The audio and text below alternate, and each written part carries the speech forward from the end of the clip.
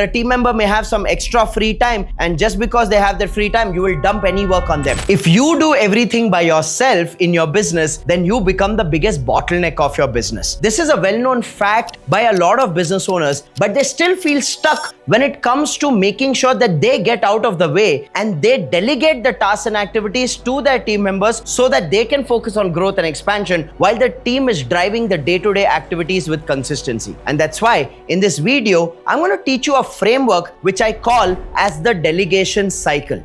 Because delegation is not as simple as dumping a task or activity and telling the team member that you want them to get the job done. That's not delegation. Delegation is an emotional process. It's an emotional journey that you got to take a team member through where they have complete buy-in to the responsibility you are assigning to them and they take ownership for the activity that they are supposed to do. So for that, you need to follow the delegation cycle. The start point of effective delegation is actually co-creation of goals. Now, what do I mean by co-creation of goals? Think about it. The biggest mistake business owners make is that they don't involve their team members in designing the goals and objectives for the business. They discard the involvement of team members and they themselves determine what is the goal that they want to achieve for the business, and they then dump that goal and force that goal on the team members. And that's where delegation has failed right at the start of the process because there's no buy-in. If you want your team members to take ownership, you got to involve them in the process of designing the goals, designing the objectives, designing the purpose behind the goal so that they have a left brain logic to why this is the goal and they have the right brain connection of the deeper purpose behind that goal. So step number one of effective delegation is co-creation of the goal where the team member also has a voice and they are involved in the process of designing the end objective. The next step of delegation, once you've co-created goals with the team members, is to create clarity of systems and steps.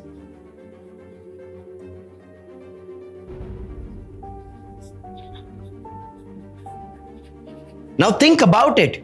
The goal is the end outcome, but you need to design the path that people need to follow to be able to achieve that goal. And that's where for every single goal of your business, be it a financial goal, be it a functional or a departmental goal, you need to break down systems that have to be followed and steps that have to be implemented in that system to help us reach the desired outcome. If you do not have clarity of systems and steps, then you're assuming that the team members know what to do, and that assumption is a very dangerous trap. So after co-creation of goals, get into the detailing of clarity of systems and steps so that you can have the pathway ready to achieve that goal. Now, once you have the clarity of systems and steps, the third step in the delegation cycle is what I call capability matching. At the end of the day, before you assign a task or an activity or a goal to an individual, you need to first evaluate, does this individual's capability match the required capability required to do this job effectively and accomplish the goal? If the individual does not have the relevant skills, relevant knowledge, relevant interest and willingness and the relevant attitude to achieve that goal,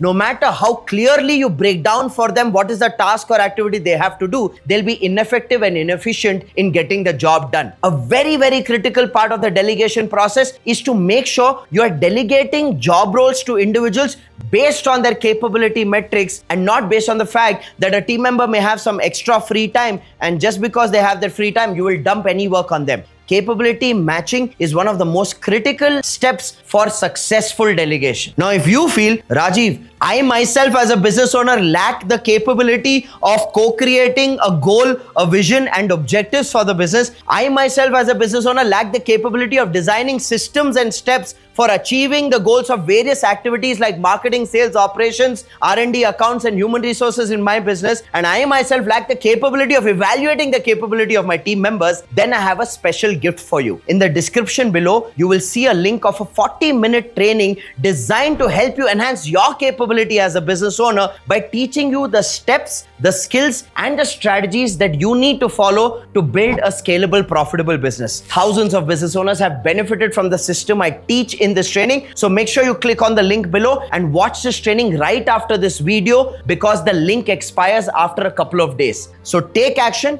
grow your capability so that you are capable enough to delegate effectively in your business. Which brings me to the fourth step of delegation, which is called commitment design. Now, commitment design is the stage where you get into the detailing of who needs to do what, by when, and how. This is where you generate commitments from team members. This is where you break down annual goals, quarterly goals, monthly goals, weekly goals with clarity of who, how, what, when, where. All of those detailings are done here. This is the aspect of actual delegation where you are breaking down tasks and activities and splitting responsibilities and assigning them to individuals on your team. Now, please understand this. You cannot design and generate meaningful commitments from team members if you miss the first three steps. The first three steps are preparation. This is the actual delegation where you derive commitments by designing the details of who, how, what, where, and when.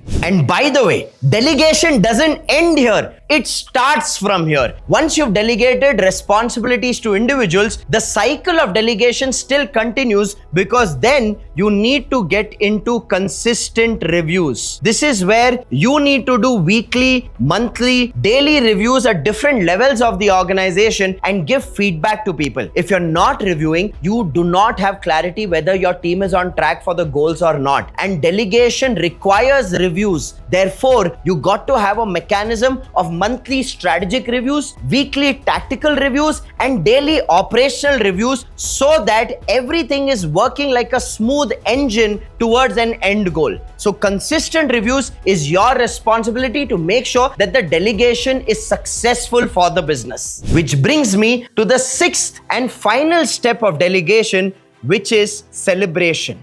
Delegation is not just about getting the work done. It's about celebrating the wins of what was done. It's about recognizing and rewarding those who accomplished the outcomes and have contributed positively to the team and the business goals. If you're not going to celebrate, you're not going to create positive energy, and you're not going to gain more ownership from fellow team members. Celebration is critical. One of the biggest mistakes I see a lot of business owners make is that they are the first ones to criticize, but they are the last ones to celebrate what's actually working. And that is a big turn off for a lot of their team members. If you really want to keep the energy high at the workplace, you got to be a leader who's celebrating every single win. Big or small doesn't matter, but create an environment which people love coming to work to, and create an environment where there is momentum to get more done. When you follow the cycle and you celebrate, then you can co-create goals at the next level and continue with the cycle of delegation and continue your journey of growth and constant progress. I hope you found value in the 6-step cycle of the delegation framework, and start noticing which one of these steps have you skipped, because of which the effectiveness of your delegation went down, and which one of these steps now you need to integrate so that you increase the efficiency and effectiveness of the delegation cycle in your business.